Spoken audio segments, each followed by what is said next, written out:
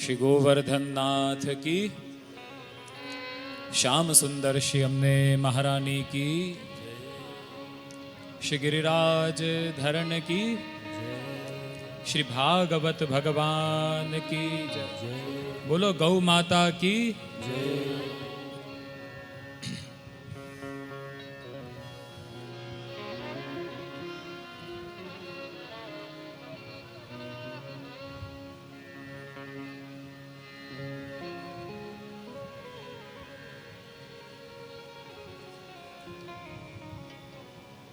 सच्चिदानन्दरूपाय विश्वोत्पत्त्यादिहेतवे तापत्रय विनाशाय श्रीकृष्णाय वयं नुमः।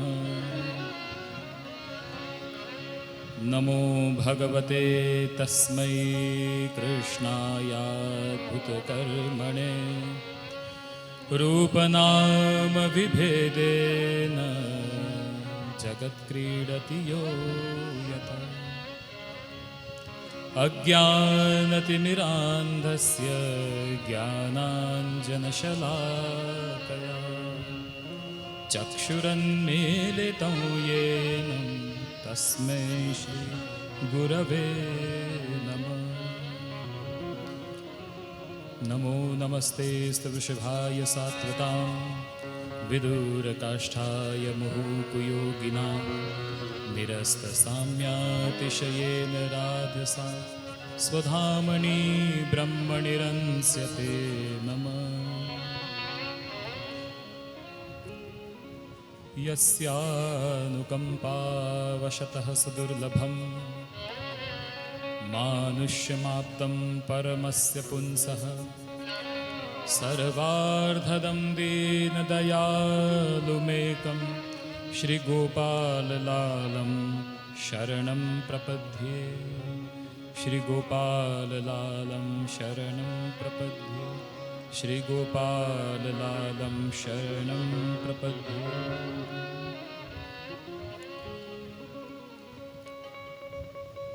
श्रीवाक्पते नमः। श्रीमदाचार्य चरण कमलेभ्यो नमः।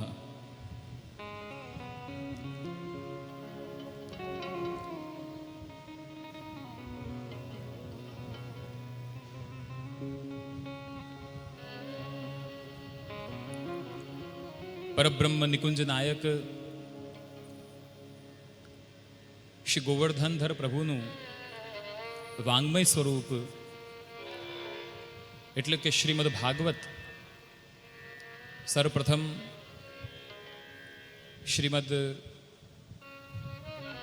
ભાગવત ભગવાનના શ્રી ચરણોમાં કોટી કોટી દંડવત પ્રણામ કરું છું एवं व्यासासन पर विराजमान भगवान व्यास स्वरूप જેમની રચના દ્વારા 6 દિવસ અને આજે સપ્તમ દિવસની સુંદર શ્રીમદ ભાગવત કથા શ્રવણનો આપ સર્વે લાભ લીધો એવા આદરણીય શ્રદ્ધેય શાસ્ત્રીજીને પણ પ્રણામ કરું છું।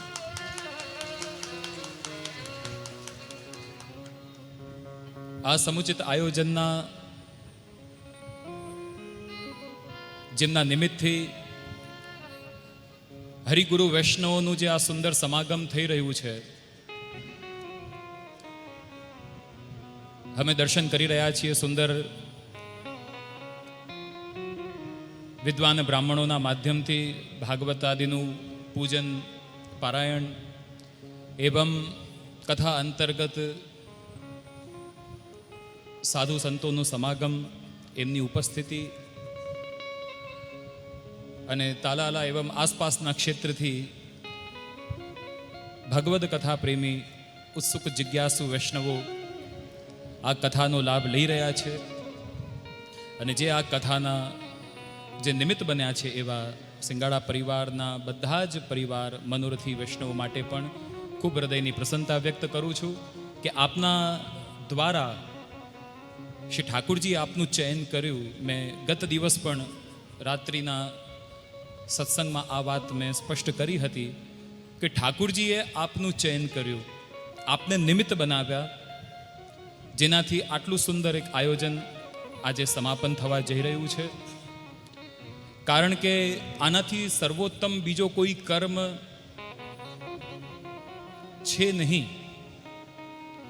સત્કર્મ સૂચકો નૂનમ જ્ઞાન યજ્ઞ સ્મૃગૈ બુધૈ શ્રીમદ ભાગવતાલાપ સતુઃ ગીત શુકાદિભિ. સ્વયં સનત કુમારો કહે છે કે શ્રીમદ ભાગવતથી સર્વોત્તમ શ્રેષ્ઠ કોઈ સત્કર્મ નથી. એટલે આ સિંગાળા પરિવાર એ મહદ ભાગ્યશાળી છે કે આટલા દિવ્ય સત્કર્મના આપ નિમિત્ત બન્યા છો. આ શ્રી ઠાકુરજીની કૃપા છે પ્રિયજનો. તો બધા મનોરથી પરિવાર માટે ખૂબ હૃદયની પ્રસન્નતા વ્યક્ત કરીને જે થોડોક સમય છે, એમ તો મને કહ્યું કે જે આપને જેટલી વાર જેટલી ઈચ્છા હોય આપ વચનામૃત આશીર્વાદ આપના પ્રાપ્ત થાય, પરંતુ તો પણ હું પ્રયાસ કરીશ કે મારા ભાવને જેટલું બની શકે સંક્ષિપ્તમાં હું પ્રગટ કરી શકું, કારણ કે સમયની પણ એની એક સીમા છે, મર્યાદા છે. ખૂબ આનંદ થયો થોડીક વાર શાસ્ત્રીજીને સાંભળ્યા, અને આનંદ થાય કે જ્યારે વ્યાસાસન પર બિરાજમાન વક્તા, કારણ કે ભાગવતમાં સ્વયં વક્તાના લક્ષણની ચર્ચા કરવામાં આવી છે. વેદશાસ્ત્ર વિશુદ્ધિકૃત દ્રષ્ટાંત કુશલ ધીર વૈષ્ણવ, આ બધા વક્તાના લક્ષણ છે. અને જ્યારે વ્યાસ ગાદીથી દેવ ભાષા, સંસ્કૃત ભાષા અને ભાગવતના શ્લોકોનું શુદ્ધ ઉચ્ચારણ થતું હોય ત્યારે હૃદયમાં પ્રસન્નતા, આનંદ થતો હોય છે. તો શાસ્ત્રીજી માટે પણ ખૂબ પ્રસન્નતા વ્યક્ત કરું છું. ભગવત કૃપાથી આપ સુંદર આ સેવા કાર્ય કરી રહ્યા છો, અને ઠાકોરજી અને વાગપતિ શ્રી વલ્લભ આપને આ રીતે જ ખૂબ બલ આપે અને સામર્થ્ય આપે. આજના આ સપ્તમ દિવસના અંતર્ગત 7 દિવસ સુધી આપે ઘણા બધા વિષયોને સાંભળ્યા, ઘણું બધું શ્રવણ કર્યું. હમણાં જ 15-20 મિનિટ કે અડધી કલાકમાં કેટલું બધું, પણ મને આનંદ થયો કે બધા વિષયનો અનુક્રમણિકા રૂપ પણ સ્પર્શ કર્યો.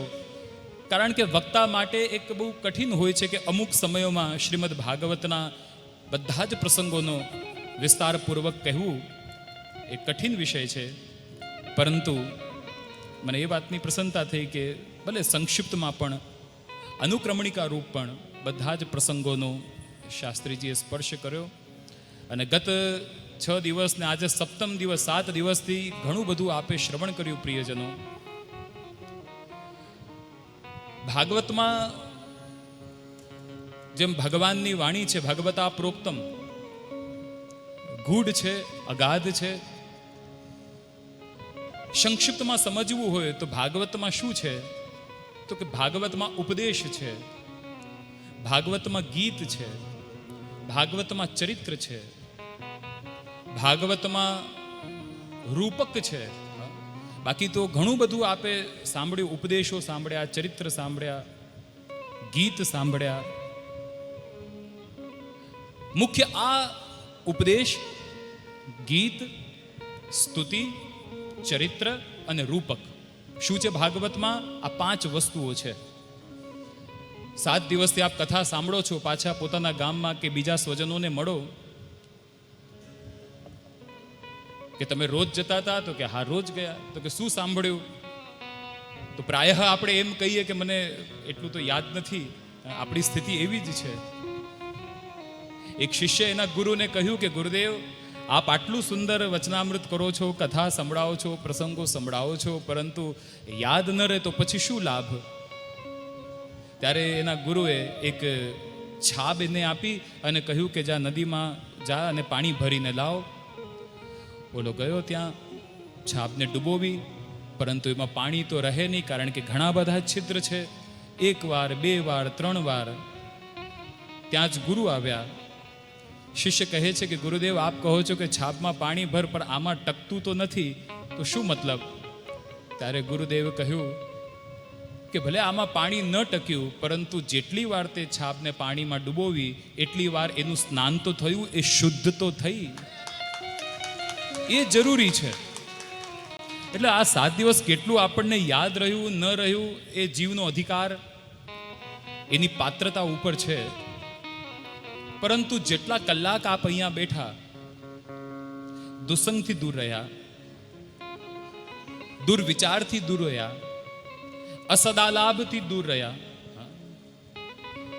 જે તે આપણે આ વિચાર કરો 3-4 કલાકમાં આ 7 દિવસ રોજ આ સમય કયા કાર્યમાં જતું હતું, પરંતુ આ 4 કલાક કે 3 કલાક જે પણ સમય વાણીનો નિરોધ થયો, ઇન્દ્રિયોનો નિરોધ થયો, તો કમથી કમ જેટલા કલાક બેઠા એટલું મન આપણું શુદ્ધ પવિત્ર થયું. પ્રિયજનો, એ પણ ભગવદ કૃપા છે. તો કેટલું યાદ રહ્યું ન રહ્યું, પરંતુ આપણે ભાગવતમાં આવીને બેઠા. અતિ હરિ કૃપા જાહી પર હોય, પાંવ ધરે એહી માર્ગ સોહી. ભાગવતમાં એ જ આવીને બેસી શકે છે કે જેના ઉપર ઠાકુરજી કૃપા કરે.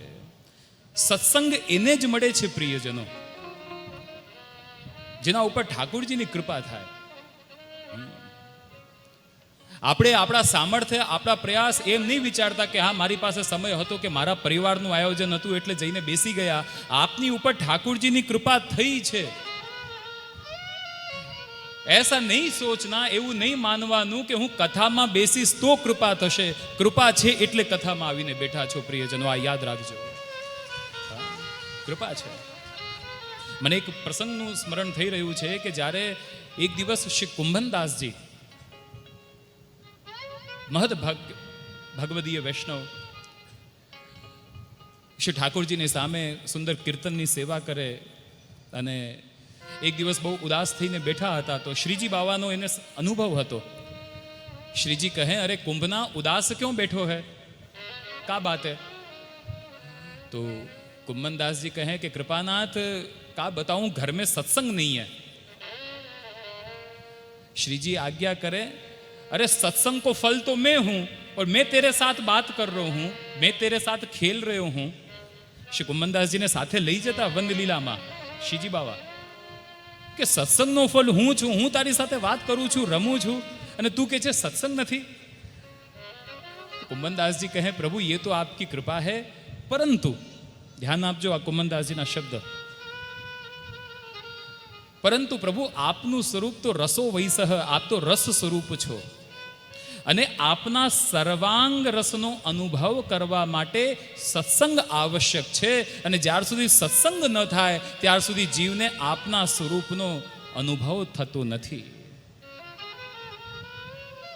કુમનદાસજીની વાત સાંભળીને શ્રીજી બાબા બહુ પ્રસન્ન થયા અને કહ્યું કે તોકુ સત્સંગ મિલેગો. અને એ શ્રીજીની કૃપાથી કુમનદાસજીને ત્યાં પરમ ભગવદી એવા ચતુર્બુદ્ધદાસજી જેવા પુત્રનું પ્રાગટ્ય થયું. અને એ ચતુર્બુદ્ધદાસજી સાથે કુમનદાસજી સત્સંગ કરતા, સંયોગ, વિપ્રયોગ, કુંજ આદિ લીલાઓનું વર્ણન અને સત્સંગ કરતા. વાર્તાજીમાં સુંદર પ્રસંગ આવે છે. આનાથી આપણને ખ્યાલ આવે છે કે સત્સંગ ક્યારે મળે, કે જ્યારે શ્રી ઠાકુરજીની કૃપા એ જીવ ઉપર થાય, ત્યારે જ એ જીવ સત્સંગમાં આવીને બેસી શકે છે. આપ મહદ ભાગ્યશાળી છો પ્રિયજનો, બધા શ્રોતાજન, કે શ્રીમદ ભાગવત જે ભગવાનનું જ વાંગમય સ્વરૂપ, અખંડ ભૂમંડલાચાર્ય જગદગુરુ મહાપ્રભુ શિવલભાચાર્ય ચરણ આપશી આજ્ઞા કરે છે કે ભાગવતના 12 સ્કંદ અને શ્રીનાથજીના 12 અંગ, દ્વાદશાંગો વૈ પુરુષ, 12 અંગ વાળા ભગવાન ભાગવતના એક એક સ્કંદ એ જ ભગવાનના એક એક અંગ છે. જેમાં આચાર્ય ચરણ આજ્ઞા કરે છે કે પ્રથમ જે 2 સ્કંદ છે એ શ્રીનાથજીના ચરણારવિંદ છે, જેમાં અધિકાર અને સાધન લીલાનું વર્ણન કરવામાં આવ્યું છે. પ્રથમ 2 સ્કંદ શ્રીનાથજીના શ્રી ચરણારવિંદ, તૃતીય અને ચતુર્થ સ્કંદ શ્રીનાથજીના બાહુ, પંચમ અને ષષ્ઠ સ્કંદ શ્રીનાથજીની જંઘા, સપ્તમ સ્કંદ એટલે શ્રીનાથજીનો દક્ષિણ હસ્ત,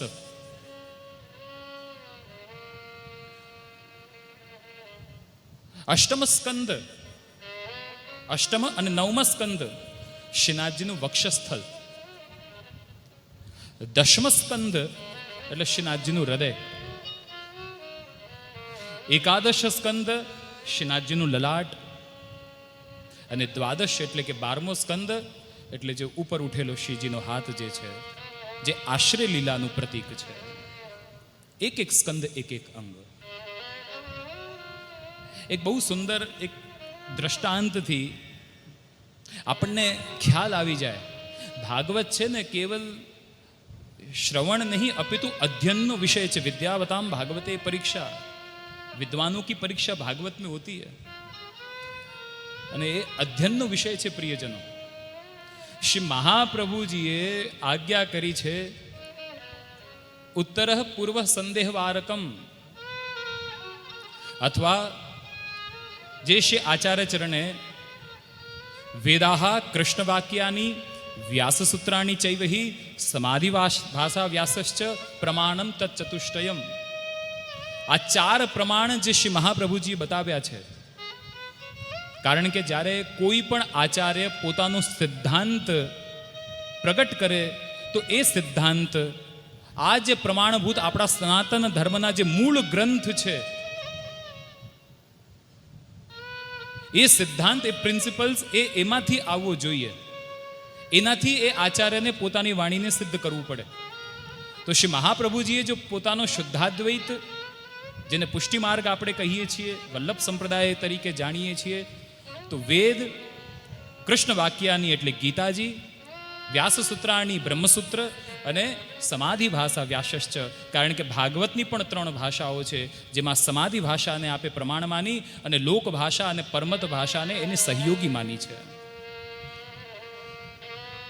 અને આચાર્ય ચરણ આજ્ઞા કરે છે કે સર્વ સંદેહ વારકમ, શ્રીમદ ભાગવતને સર્વોત્તમતા બતાવવા માટે આપ આજ્ઞા કરે છે કે જ્યારે વેદને આપણે શ્રવણ કરીએ કે વેદનું કોઈ અધ્યયન કરે, એમાં જ્યારે કોઈ શંકા યા પ્રશ્ન ઉપસ્થિત થાય તો ગીતાજીના માધ્યમથી એ સંશય, એ સંદેહ, જિજ્ઞાસાનું નિવારણ થાય છે. ગીતાજીનું શ્રવણ કરીને ક્યાંક કોઈ જિજ્ઞાસા, સંશય, પ્રશ્ન ઉપસ્થિત થાય તો બ્રહ્મસૂત્રના માધ્યમથી એનું સમાધાન થાય છે. અને વેદ, ગીતા અને બ્રહ્મસૂત્રના માધ્યમથી જો કોઈ જિજ્ઞાસા, સંશય, પ્રશ્ન ઉપસ્થિત થાય તો શ્રીમદ ભાગવત સર્વ સંદેહ નિવારકમ, બધા જ સંદેહોને દૂર કરવા વાળું છે. એટલે આને ચક્રવર્તી વૈષ્ણવોનું પુરાણ પંચમ વેદ તરીકે પ્રિયજનો શ્રીમદ ભાગવતને બતાવવામાં આવ્યું છે. જેમાં શ્રી આચાર્ય ચરણે શ્રીમદ ભાગવતના 7 પ્રકારથી અર્થ કર્યા છે. જે અર્થ શ્રી સુબોધનીજી અને ભાગવતાર્થ પ્રકરણમાં ઉપલબ્ધ છે.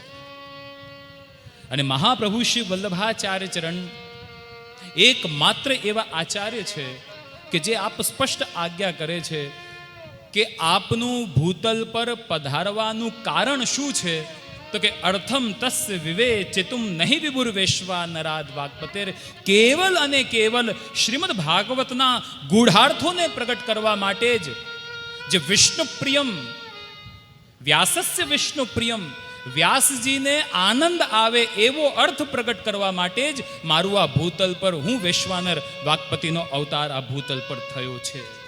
આ શ્રી મહાપ્રભુજી પોતે આજ્ઞા કરી રહ્યા છે કે ભાગવતના ગૂઢ અર્થોને પ્રગટ કરવા માટે.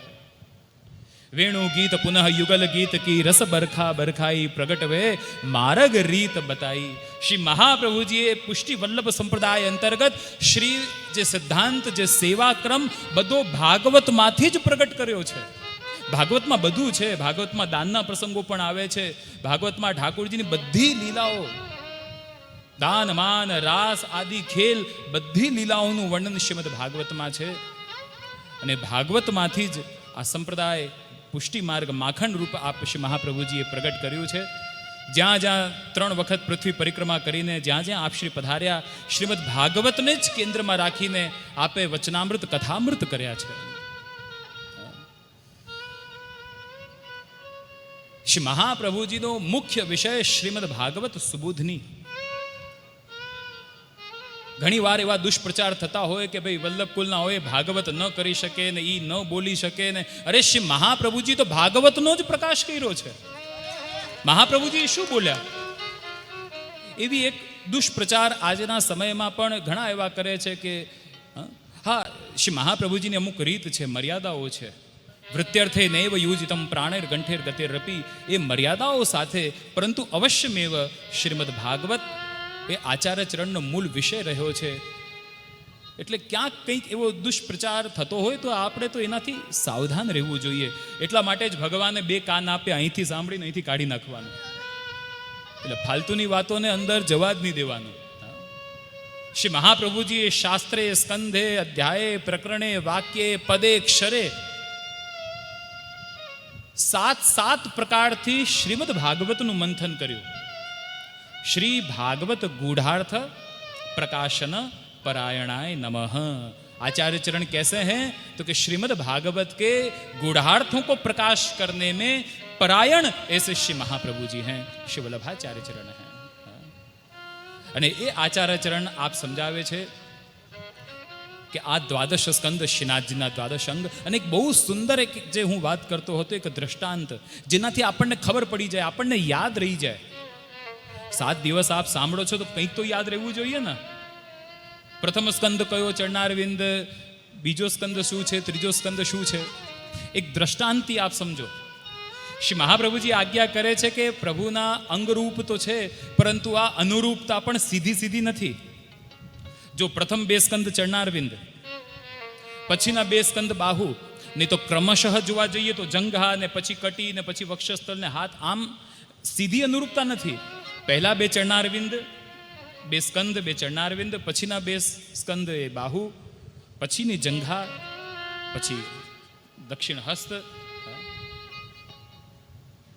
શ્રી મહાપ્રભુજી આજ્ઞા કરે છે કે જેમ એક કોઈક નાનો બાળક હોય અને એ બાળક રીંગણ લીલા એટલે ઘૂંટમન ચાલવા વાળો, જ્યારે એ નાનું બાળક આખા ઘરમાં ફરે, પરંતુ જ્યારે એ બાળકને તૃષા એટલે કે ભૂખ લાગે ત્યારે બાળક કોને ખોજે? કોને શોધે છે? એની માને. જ્યાં એની માં દેખાય તરત એ ઘૂંટમન ચાલવા વાળો બાળક ત્વરિત ગતિથી દોડીને આમ સીધા માની પાસે જાય અને માના ચરણને પકડી લે છે. એટલે આચાર્ય ચરણ આજ્ઞા કરે છે કે જ્યારે જીવાત્મા રૂપી બાલક એની અંદર ભગવદ પિપાસા જાગૃત થાય છે, તૃષા જાગૃત થાય છે, ભગવદ રસ પીવાની ઈચ્છા જાગૃત થાય છે, ત્યારે એ ભગવાનના ચરણારવિંદનો આશ્રય લે છે. એટલે પ્રથમ 2 સ્કંદ જે છે એ ભગવાનના ચરણારવિંદ છે.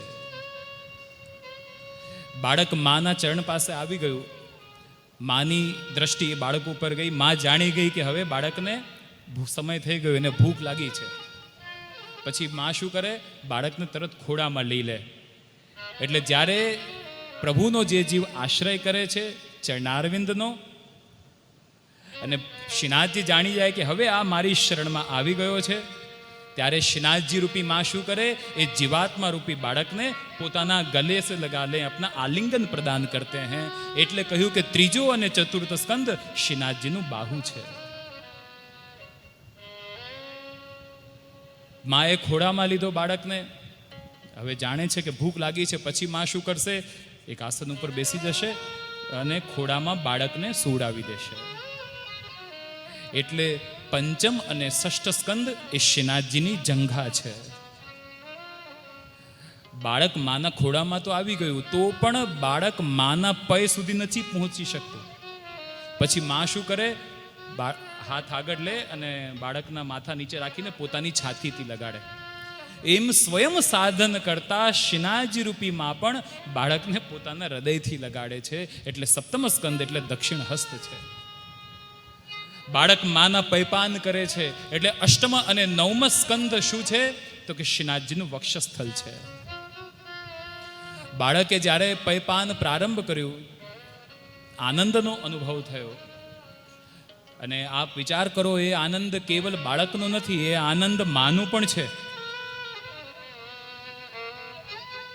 આનંદ અરસપરસ છે. એવી રીતે ભક્તિની યાત્રામાં પણ ભક્ત એકલો નથી ચાલતો, ભગવાન પણ સાથે ચાલે છે. જ્ઞાન માર્ગમાં ભક્તને એકલા ચાલવું પડે છે, ભક્તિ માર્ગમાં ભગવાન અને ભક્ત બંને સાથે ચાલે છે. યથા મામ પ્રપદ્યંતે તાંસ તથૈવ ભજામ્યહમ. એટલા માટે તો શ્રી ઠાકોરજીએ નિરોધ જે લીલા છે એમાં રાજસ, તામસ, સાત્વિક, નિર્ગુણ 4 પ્રકારની લીલાઓ કરી છે. કારણ કે 4 પ્રકારના ભક્ત છે, તો ભક્તના અનુરૂપ ભગવાન પણ લીલાઓ કરે છે. ભગવાન પણ એના અનુરૂપ ચાહવા માંગે છે. જ્યારે ભક્ત ભગવાનના અનુરૂપ થવા ઈચ્છતો હોય તો ભગવાનને પણ ભક્તના અનુરૂપ થવું પડશે. અને ભગવાન જો ભક્તના અનુરૂપ થવા ઈચ્છતા હોય તો પછી ભક્તને પણ ભગવાનના અનુરૂપ થવું પડશે. યાદ રાખજો પ્રિયજનો, ભક્તિની યાત્રામાં ભક્ત અને ભગવાન બંને સાથે ચાલે છે. આપણે બંનેને એકબીજાના અનુરૂપ થવું પડશે. શ્રી મહાપ્રભુજી આજ્ઞા કરે છે કે સાત્વિક, રાજસ, તામસ આ લીલા ભગવાન શું કામ કરે છે? કારણ કે ભક્તના અંદર પણ સાત્વિક ભાવ છે, કોઈના અંદર રાજસ ભાવ છે, કોઈના અંદર તામસ ભાવ છે. હમણાં એ સમય નથી કે એનો વિષય ઉપર ચર્ચા કરીએ કે સાત્વિક, રાજસ, તામસ શું છે. પણ સંક્ષિપ્તમાં 4 પ્રકારના ભક્ત છે અને 4 પ્રકારના ભક્તને અનુરૂપ થવા માટે ભગવાન પણ 4 પ્રકારની લીલા કરે છે.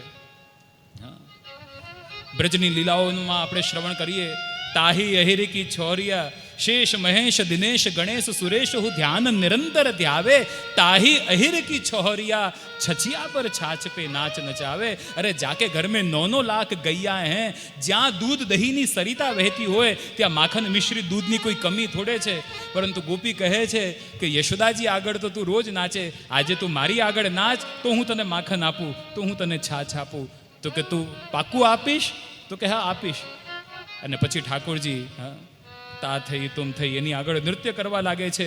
તો છછિયા પર છાछ पे નાચ નચાવે. તો ભગવાન ભક્તના અનુરૂપ થવા માટે જો એવી લીલા કરે છે. અનુરૂપતા બહુ જરૂરી છે પ્રિયજનો.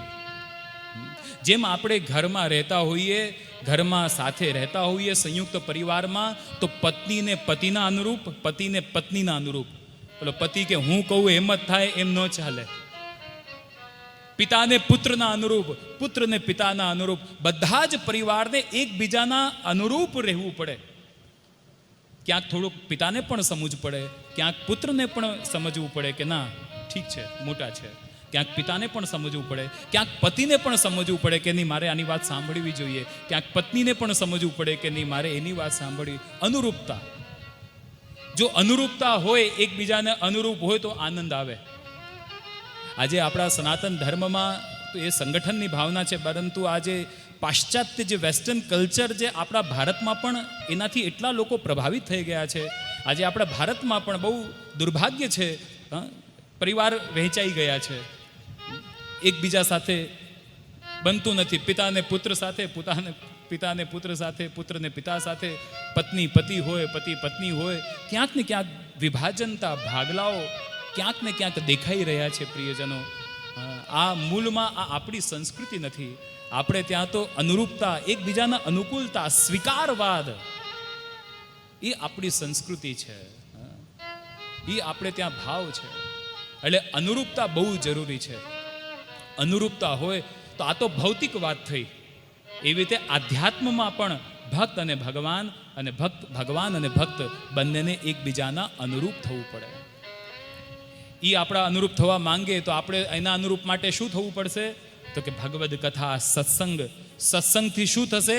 આપણે એના અનુરૂપ બની જઈશું. અને જ્યારે અનુરૂપતા હશે તો આનંદ હશે.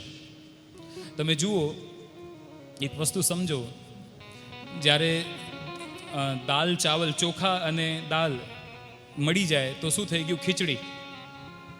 પરંતુ એ જ ચોખા અને દાલમાં ક્યાંક એક નાનકડી કંકર આવી જાય તો પછી શું થાય?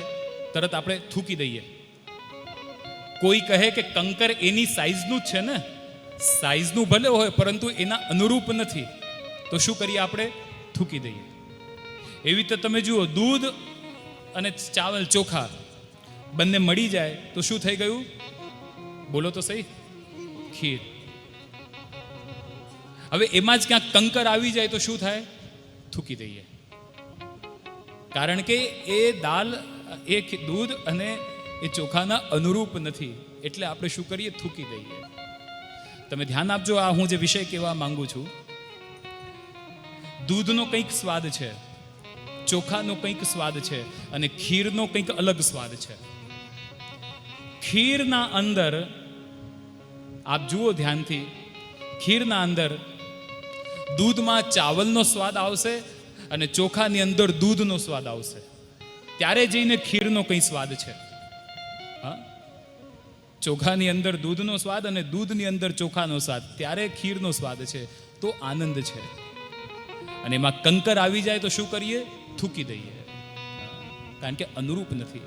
આજે ક્યાંક ને ક્યાંક આપણે ત્યાં પણ વૈષ્ણવો હોય કે સંપ્રદાયો હોય કે સનાતન ધર્મ હોય, ક્યાંક એકબીજા ઉપર થૂ થૂ થૂ થૂ કરી રહ્યા છે, કારણ કે એકબીજાના અનુરૂપ નથી બની રહ્યા. કારણ એ છે, હું કોઈના ઉપર થૂ કરું, કોઈ મારા ઉપર થૂ કરે, ઓલો આમ ઓલો આમ ઓલો આમ. ક્યાંક ને ક્યાંક આનું કારણ શું છે? કારણ કે એકબીજાના અનુરૂપ આપણે બધા નથી બની રહ્યા.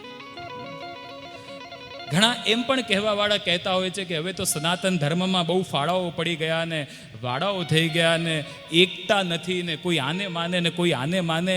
પરંતુ એ અજ્ઞાન છે, એ જાણતો નથી કે આ વાડાઓ નથી, આ વ્યવસ્થાઓ છે આપણા ત્યાં સનાતન ધર્મમાં. આ વ્યવસ્થાઓ છે. કોઈને ભાઈ અક્ષર બ્રહ્મની પ્રાપ્તિ કરવી હોય તો ભાઈ એ સ્વામિનારાયણ પંથમાં જાય, કોઈને મોક્ષ જોતું હોય તો એ શિવ પંથમાં જાય, શિવ માર્ગમાં જાય, કોઈને પરબ્રહ્મની પ્રાપ્તિ કરવી હોય તો આ પુષ્ટિ સંપ્રદાયમાં આવે. એટલે અલગ અલગ પ્રકારની વ્યવસ્થાઓ છે. જેમ એક મોટી યુનિવર્સિટી હોય અને એ યુનિવર્સિટીમાં કોઈક મેનેજમેન્ટનું ભણે, કોઈ બિઝનેસનું ભણે, કોઈ કોમ્પ્યુટર એન્જિનિયરિંગનું ભણે, અલગ અલગ વિષય હોય. પછી વિદ્યાર્થી એનું ચયન કરે કે મારે આ સબ્જેક્ટ ઉપર આગળ જવું છે, પછી એ એન્જિનિયરિંગ કોલેજમાં એડમિશન લે કે પછી મેનેજમેન્ટમાં જાય કે પછી જે પણ અલગ અલગ મેડિકલ ફિલ્ડ હોય કે અલગ અલગ. એવી રીતે આપણું આ સનાતન ધર્મ પ્રિયજનો એટલું વ્યાપક છે અને એ વ્યાપકતા અંતર્ગત અલગ અલગ સંપ્રદાયો એ વ્યવસ્થાઓ રૂપે બતાવવામાં આવ્યા છે, વિભાજનતા રૂપે નથી. આ વસ્તુઓને યાદ રાખજો, એ વ્યવસ્થાઓ છે. પરંતુ ક્યાંક ને ક્યાંક આ વસ્તુઓના અભાવના લીધે, અજ્ઞાનના લીધે એકબીજા ઉપર આરોપ પ્રત્યારોપ થૂ થઈ રહી છે. ઇવન વૈષ્ણવ સંપ્રદાયમાં રહેલા વૈષ્ણવો એકબીજા ઉપર થૂ કરી રહ્યા છે. ક્યાંક ને ક્યાંક અનુકૂળતાનો અભાવ. એકબીજાના અનુકૂળ જ્યાર સુધી નહીં થઈએ ત્યાર સુધી આનંદ નહીં આવે. પ્રિયજનો, આજે આપ અમારા અનુકૂળ થવા માંગતા હો તો અમારે પણ આપના અનુકૂળ થવું પડે. આ જરૂરી છે, ત્યારે તો આનંદ છે. અનુકૂળતા બહુ આવશ્યક છે. પ્રિયજનો, આજના સમયમાં ક્યાંક ને ક્યાંક સંપ્રદાયોમાં પણ વાડાપંથી, આ અમારો ને આ તારો, અરે આપણે બધાના ગુરુ શ્રી મહાપ્રભુજી છે. આ વસ્તુને યાદ રાખજો પ્રિયજનો. શ્રી ગુરવે નમઃ. ગુરુ તો કેવલ ઓર કેવલ શ્રી મહાપ્રભુ શ્રી વલ્લભાચાર્ય ચરણ હૈ. આપણે કોના છીએ તો કે આપણે શ્રી વલ્લભના છીએ, એ જ આપણા ગુરુ છે.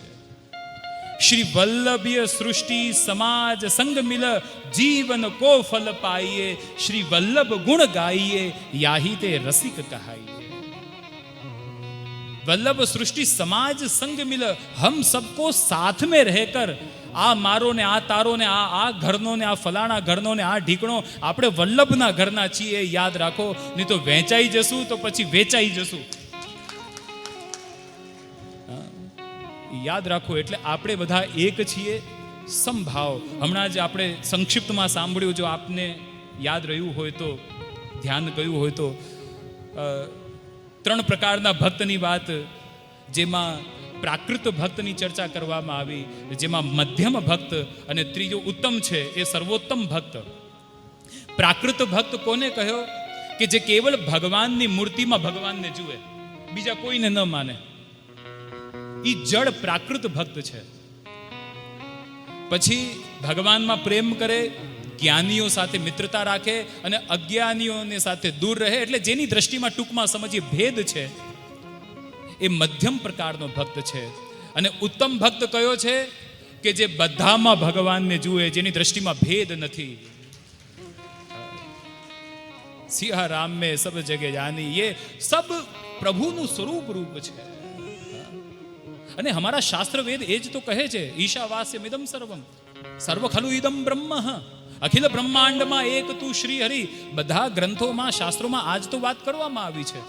એટલે કોઈના માટે પણ ભેદ દ્રષ્ટિ ન રાખવી. શુદ્ધાદ્વૈતનો મતલબ જ આ છે, શુદ્ધ અદ્વૈત. બ્રહ્મ, જગત અને જીવમાં જ્યાં શુદ્ધતા છે, કોઈ પ્રકારનો ભેદ નથી, શુદ્ધ સંબંધ છે. બાકી અલગ અલગ ફિલોસોફી, અલગ અલગ વિચાર છે કે જેમાં ભેદ માનવામાં આવ્યા છે. પરંતુ મહાપ્રભુ શ્રી વલ્લભાચાર્યની જે ફિલોસોફી, દર્શનની જે વાત કરીએ, શુદ્ધાદ્વૈતનો મતલબ શું? શુદ્ધ અદ્વૈત, શુદ્ધ અભેદ, જ્યાં ભેદ નથી. કોના માટે? કોના? કે બ્રહ્મ, જગત અને જીવ. કારણ કે આ જગત અને જીવ બ્રહ્મનું જ રૂપ છે. રૂપ નામ વિભેદેન જગત ક્રીડતી યો યતઃ. નમો ભગવતે તસ્મૈ કૃષ્ણાયાદ્ભુત કર્મણે રૂપ નામ વિભેદેન જગત ક્રીડયતિ યો યતઃ. આચાર્ય ચરણ નિબંધમાં આજ્ઞા કરે છે કે ભગવાન જ આ જગતમાં રૂપ અને નામના અલગ અલગ પ્રભાવથી આપ લીલા કરી રહ્યા છે. રૂપ બદલાઈ ગયું, નામ બદલાઈ ગયું. જેમ એક કુંભાર માટીનો ઘડો બનાવે, ઘડો બનાવીને એનો આકાર તૈયાર થઈ ગયો, પછી એ તૈયાર થયું છે માટીથી, પરંતુ આપણે એને ઘડો કહીએ કે થાળી કહીએ. નામ બદલાઈ જાય, રૂપ બદલાઈ જાય, પણ મૂળતઃ તત્વતઃ એ માટી જ છે, બ્રહ્મનું જ સ્વરૂપ છે. વેદાંતની અંદર આ બધા દ્રષ્ટાંતો મળે છે. તો મૂળ વાત હું કહેવા માંગુ છું, કોઈ પણ પ્રકારનો કોઈના માટે भेद बुद्धि न राखवी. यहाँ तक कि आप देखो प्रहलाद जी के चरित्र में श्रवण आपे कर्યું હશે, જ્યારે નરસિંહ ભગવાને એના ઉપર કૃપા કરી તો પ્રહલાદજી શું કહે છે કે મને તો આ બધા જે આસુરી જીવો છે એના ઉપર કૃપા, એના ઉપર દયા આવે છે કે આ બધા કેવા ઇન્દ્રિયોના વિષયોને કેન્દ્રમાં રાખીને જીવન જીવી રહ્યા છે. પ્રભુ, મારા કરતા આની ઉપર પહેલા કૃપા આપ કરો. જે અસુરો એને મારવા માટે તત્પર હતા, એને મારવા માટે ઘણા પ્રયાસ કર્યા, એ અસુરો ઉપર કૃપા કરવાની વિનંતી પ્રહલાદજી ભગવાનને કરે છે. એટલે કે કોઈના, એ જ તો સાચા વૈષ્ણવ છે ને. એટલે કહ્યું ને, તે રસ ધ્રુવ પ્રહલાદે અનુભવ્યો. આ રસનો અનુભવ આમ ધ્રુવ અને પ્રહલાદજી અનુભવ કર્યો છે. મૂળ વાત, ક્યારે કોઈના માટે પણ શ્રી મહાપ્રભુજી આજ્ઞા, પુષ્ટિ પ્રવાહ મર્યાદા વિશેષેણ પૃથક પૃથક જીવ દેહ ક્રિયા ભેદઈ પ્રવાહેણ ફલેન ચ. ભગવાને પોતાની જ ઈચ્છાથી પુષ્ટિ જીવોને પ્રગટ કર્યા છે, મર્યાદા જીવોને પ્રગટ કર્યા છે, પ્રવાહી જીવોને પ્રગટ કર્યા છે. એટલે આપણે કોઈને પણ જોઈને આપણી દ્રષ્ટિ, આપણું મન ખરાબ કરવાનું નથી. બધું ભગવદ ઈચ્છા લીલા માનીને એને સ્વીકાર કરવું, સત્કર્મ ઉપર ચાલવું એ આવશ્યક છે. એટલે આ ભાગવત આપણને એ જ કહે છે, સમભાવ, સદભાવ, કોઈના માટે પણ કુભાવ હૃદયમાં જાગૃત ન રહે. એટલે એકબીજા માટે આપણે અનુરૂપ બનીએ, અનુકૂળ બનીએ, એ અત્યંત આવશ્યક છે પ્રિયજનો. અને આ તો ભક્તિ માર્ગ છે, અને ભક્તિમાં તો ભક્ત અને ભગવાન બંને સાથે યાત્રા કરી રહ્યા છે, બંને એકબીજાના અનુરૂપ થઈને ચાલી રહ્યા છે. અને ત્યારે જ બંનેને આનંદ આવે છે. જ્યારે માં બાળકને પૈપાન કરાવે છે તો શું બાળકને જ આનંદ આવે છે? ના, માને પણ માતૃત્વનો અનુભવ થાય કે નહીં? માને માતૃત્વનો અનુભવ ક્યારે થાય? કે જ્યારે બાળકને દૂધ પાન કરાવે. એવી રીતે ભગવાન પણ જ્યારે ભક્તો ઉપર કૃપા કરે ત્યારે જ તો ભગવાનને ભગવત્તાનો અનુભવ થાય. ભગવાને પોતાનો જ રસનો અનુભવ કરવા માટે જ તો એટલે જીવને પ્રગટ કર્યા કે પોતાના આનંદનો અનુભવ આપ પોતે કરી શકે. એટલે જ એકમાંથી બે થયા. એ રાધાષ્ટમી આ રહી હૈ. ક્યારે છે રાધાષ્ટમી ખબર છે ને? કેટલા સુંદર અવસર. ખૂબ ખૂબ બધાઈ આપ બધાને રાધાષ્ટમી ઉત્સવની. પણ શું કામ શ્રી સ્વામીજી જે પ્રભુની આહલાદિક શક્તિ, કારણ કે એકાંતે ન રમયતે સહદેવિકાકી ઈચ્છત, પોતાના અંદર રહેલો જે આનંદ છે એ આનંદને જ્યારે અભિવ્યક્ત કરવાની ઈચ્છા થઈ. કારણ કે આનંદ એટલે કે રસ, અને રસનો અનુભવ બે પ્રકારથી થાય. એક છે સંયોગ અને બીજું છે વિપ્રયોગ. અને એકલો હોય તો ન એને કોઈનો સંયોગ ન વિપ્રયોગ, એટલે દ્વેકાકી ઈચ્છે. પોતાના જ રસનો અનુભવ કરવા માટે જ એ આહલાદિની એટલે શ્રી રાધિકાજી સ્વામીજી અને આપનો નિજ પરિકર, આપની આ સમગ્ર સૃષ્ટિ આપે પ્રિયજનો આ પ્રગટ કરી છે. અને ભગવાન પણ જ્યારે ભક્ત ઉપર કૃપા કરે ત્યારે આપને પણ પોતાને ભગવત્તાનો અનુભવ કરાવે છે. એટલે તો ભક્તોની મહિમા વધારે છે. ભાગવતમાં પણ એક સ્કંદથી લઈને 9મા સ્કંદ સુધી તો ભક્તોના ચરિત્ર છે વિશેષ રૂપથી. પછી ભગવાન 10મા સ્કંદમાં શ્રી કૃષ્ણ પ્રગટ થાય છે. હા, બાકી ભક્તોના ચરિત્રનું વર્ણન ઈશાનું કથા 9મા સ્કંદમાં જુઓ, ભક્તોના જ ચરિત્ર. તો ભક્તોનું ચરિત્ર અત્યંત આવશ્યક છે પ્રિયજનો. ભક્ત જ ભગવાનને ભગવત્તાનો અનુભવ કરાવે છે. એટલે એ આનંદની યાત્રા બંનેની છે. આનંદનો અનુભવ ક્યાં થાય? તો કે હૃદયમાં થાય. એટલે કે 10મા સ્કંદ એટલે શ્રીનાથજીનું હૃદય. જ્યારે પછી મા બાળકને પૈપાન કરાવે ને પછી બાળકને ઊંઘ આવી જાય, આંખ લગ ગઈ ઓર સો ગયે. ઘણી વાર નહીં, લોકો કથામાં પણ સૂઈ જાય ને. સૂઈ જાય કે નહીં? હા કે ના?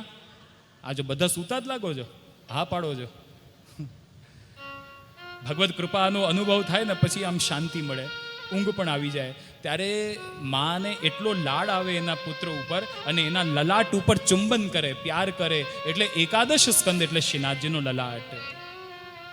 અને 12મો સ્કંદ એટલે ઉપર ઉઠેલો હાથ, જે આશ્રયનું જે પ્રતીક છે, પોતાની પાસે બોલાવી રહ્યા છે. કહત સબન શું આવો આવો મામેકમ શરણમ વ્રજ. જે જોઈને જીવ ભગવાનની શરણમાં આવે છે, ભગવાનની શરણમાં પણ એ જ આવે છે કે જેના ઉપર ઠાકુરજી કૃપા કરે છે, જેનું વર્ણ ભગવાન કરે છે. પ્રિયજનો, હમણાં આપે પૂર્વમાં ભગવાનના વિવાહ આદિના પ્રસંગ આપે સાંભળ્યા.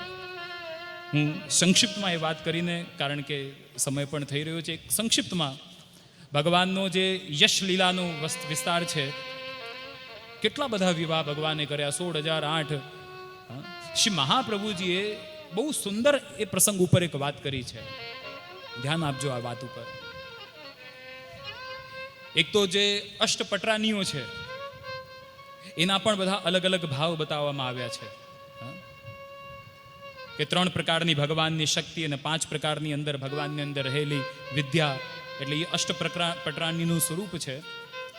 અને તો અષ્ટપટરાનીઓ સાથે ભગવાને વિવાહ કર્યા, આપે સાંભળ્યું હશે. અને પછી ઓલા 16,000 કન્યાઓને ભગવાન એની રક્ષા કરીને એમની સાથે આપે વિવાહ કર્યા. એટલે ભગવાનના આમ ટોટલ જોવા જઈએ તો ભગવાને જે વિવાહના જે શૃંગાર છે, સહેરા 9 વખત ધારણ કર્યો. એક તો એક વાર એક સાથે 16,000 રૂપ ધારણ કરીને એક સાથે ભગવાને વિવાહ કર્યો.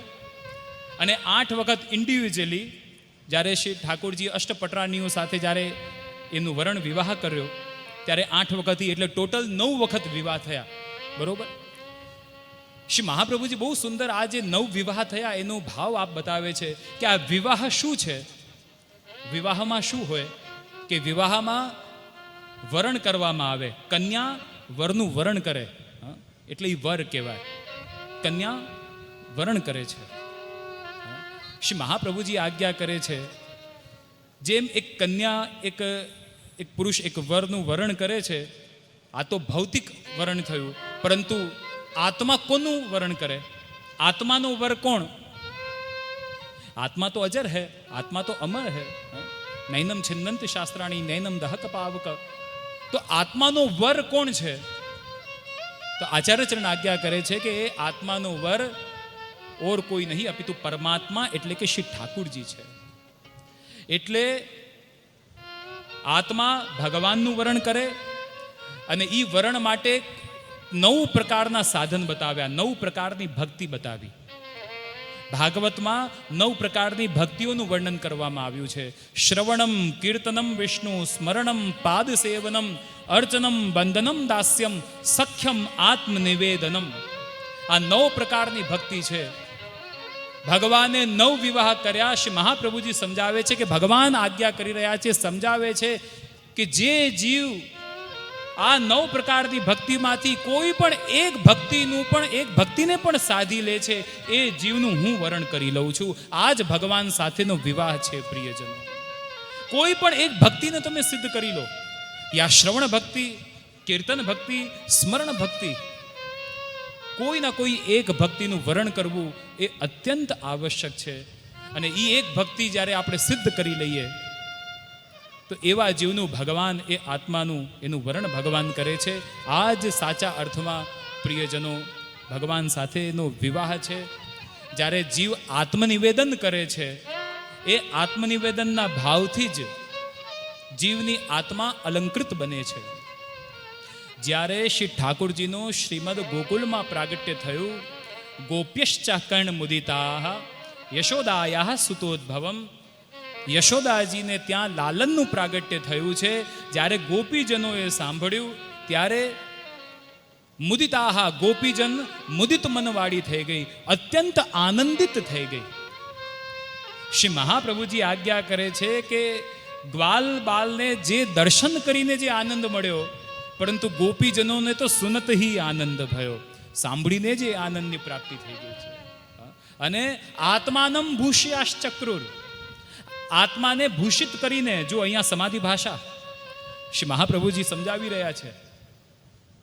પોતાને ગોપીઓ અલંકૃત કરીને કૃષ્ણ દર્શન માટે ઘરેથી નીકળી ગઈ. હવે અહીંયા જે ભૂષણ આદિની જે વાત કરવામાં આવી, અલંકારની, વિચાર કરો, અલંકાર તો આપણે શરીરમાં, દેહમાં ધારણ કરીએ ને, સુંદર વસ્ત્ર ધરાવીએ, સુંદર શિંગાર ધારણ કરાવીએ. પોતાને ખાસ કરીને જ્યારે આવો પ્રસંગ હોય, કેવા બધા સુંદર તૈયાર થઈને આવીએ ને પ્રસંગોમાં, તો આભૂષણ તો શરીરને થાય. પણ અહીંયા શું શબ્દનો પ્રયોગ કર્યો છે સુખદેવજીએ? આત્માનમ ભૂષ્યાશ્ચક્રુર, ગોપીજનોએ પોતાની આત્માને આભૂષિત કરીને. તો શ્રી મહાપ્રભુજીએ પ્રશ્ન કર્યો કે આત્માનું આભૂષણ શું? આત્માને કઈ રીતે આભૂષિત કરાય? તો આચાર્ય ચરણ સુબોધનીમાં સમજાવે છે, આજ્ઞા કરે છે કે ગોપીઓના હૃદયમાં એ અંતઃકરણમાં એ ભાવ જાગૃત થયો કે યે નંદ નંદન, યે યશોદોત્સંગ લાલિત, યે કોઈ હમે ઇनको अपने શરીર કે હમારે પોતાની ઇન્દ્રિયોનું જ સમર્પણ નથી કરવું, આ તો અમારા આત્માના પણ સાચા પતિ છે, અમારે આત્મનિવેદન કરવું છે એમને. શ્રી મહાપ્રભુજી કહે છે ગોપીઓના અંદર રહેલો જે આ ભાવ છે એના આત્માનું આભૂષણ કહેવાય છે. જ્યારે જીવના અંદર આત્મનિવેદનનો ભાવ આવી જાય, હે કૃષ્ણ તવાસ્મી, હું તારો છું. એટલે વલ્લભ પુષ્ટિ સંપ્રદાય અંતર્ગત વિષ્ણુ સ્વામી પ્રવર્તક આ જે સંપ્રદાય છે એનો પ્રારંભ બ્રહ્મ સંબંધ દીક્ષાથી થાય છે. અને બ્રહ્મ સંબંધ શું છે? તો કે આત્મનિવેદન. સૌથી પહેલા આત્મનિવેદન ભગવાનમાં કરવામાં આવે છે. કારણ કે ભગવાન બહારની સૌંદર્યતાથી પ્રસન્ન નથી થતા, ભગવાન તો આત્માની સૌંદર્યતાથી પ્રસન્ન થાય છે. અને આત્માનું સૌંદર્ય શું? તો કે દીનતા. આત્માનું સૌંદર્ય શું? તો કે સમર્પણનો ભાવ, આત્મનિવેદનનો ભાવ. એ સાચો આનંદનો વિષય છે પ્રિયજનો. એટલે કોઈ પણ એક ભક્તિને, પછી એ શ્રવણ ભક્તિ હોય, કીર્તન ભક્તિ હોય, સ્મરણ ભક્તિ હોય, એ ભક્તિથી પોતાની આત્માને આપ અલંકૃત કરતા રહો. કેવલ સપ્તાહ 7 દિવસ સાંભળ્યા એટલું જ નહીં, ભાગવતનો પાઠ રોજ પોતાના ઘરમાં કરો, રોજ વાંચન કરો.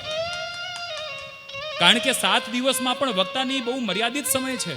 ઘણીવાર બહુ સંક્ષિપ્ત કરવો પડે, પછી તો બધું બાઉન્સર થઈ જાય, તમને ખબર જ ન પડે આ ક્યાંથી ક્યાં વયા ગયા, થતું જ હોય છે. એટલે ભાગવતનો આગ્રહ, ભાગવતનું પઠન પાઠન રોજ પોતાના ઘરમાં થવું જોઈએ પ્રિયજનો.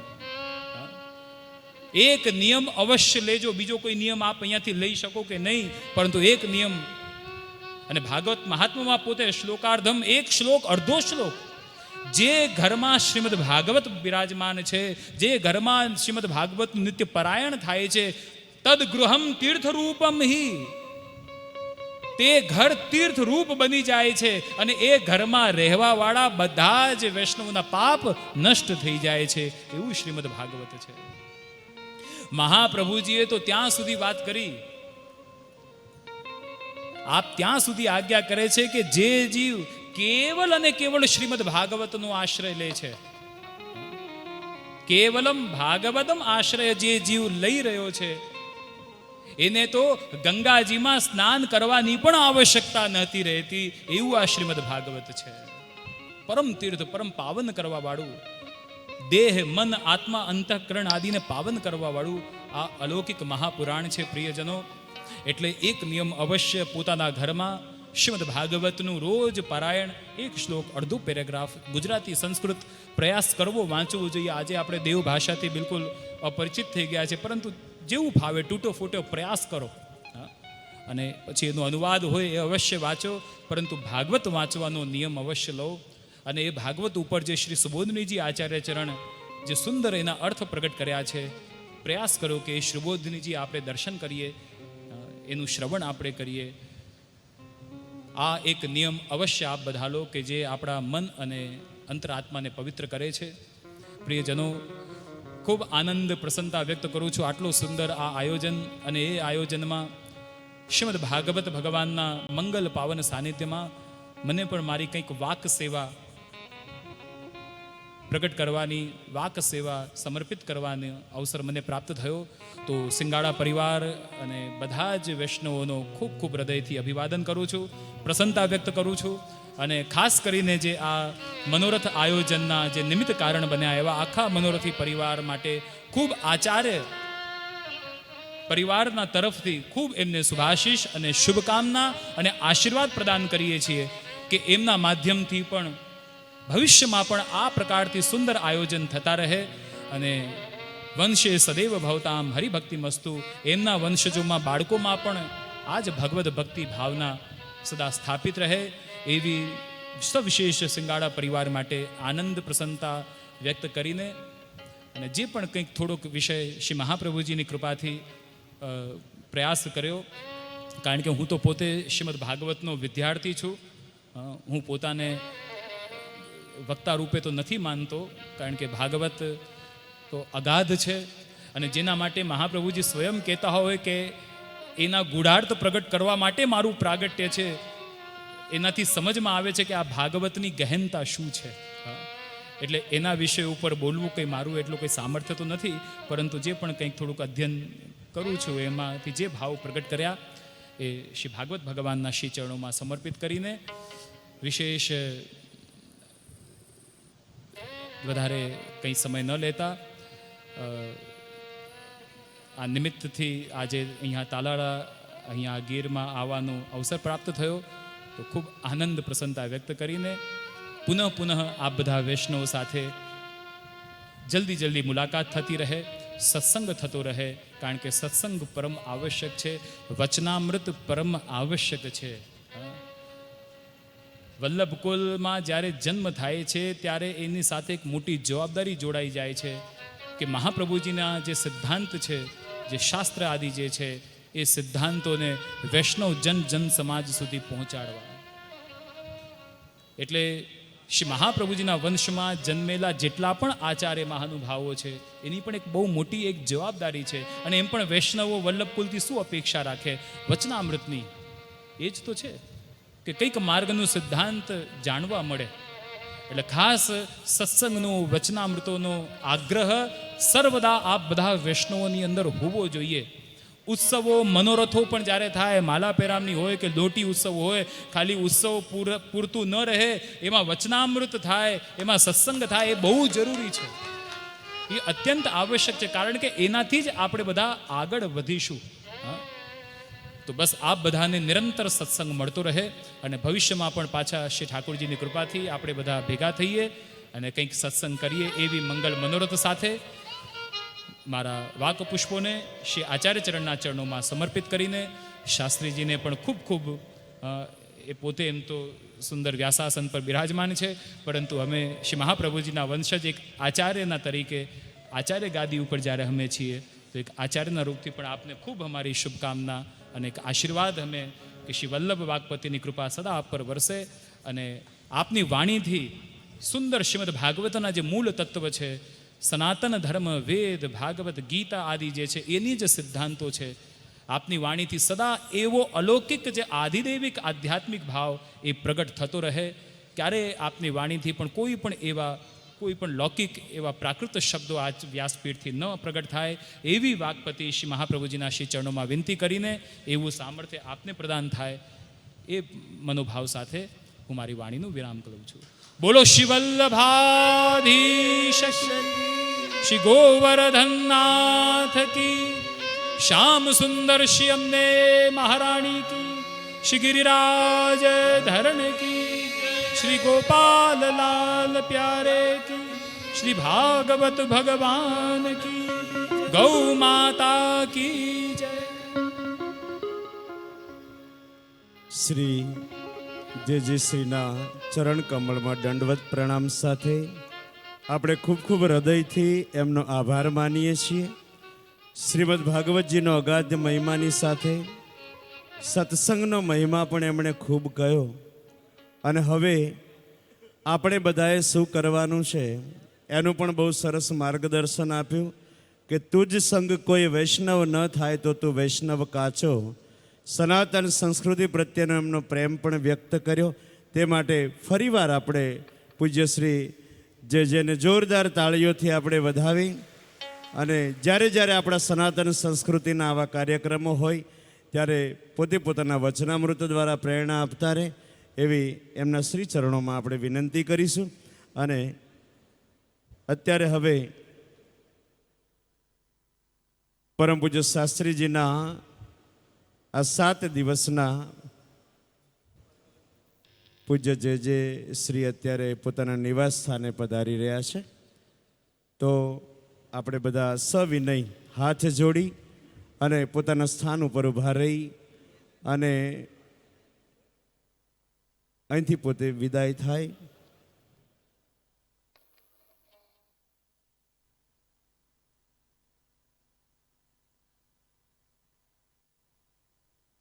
જય શ્રી કૃષ્ણ. श्रीमद् वल्लभ कहो श्रीमद् वल्लभ कहो वल्लभ नाम विना उद्धार नहीं. श्रीमद् वल्लभ कहो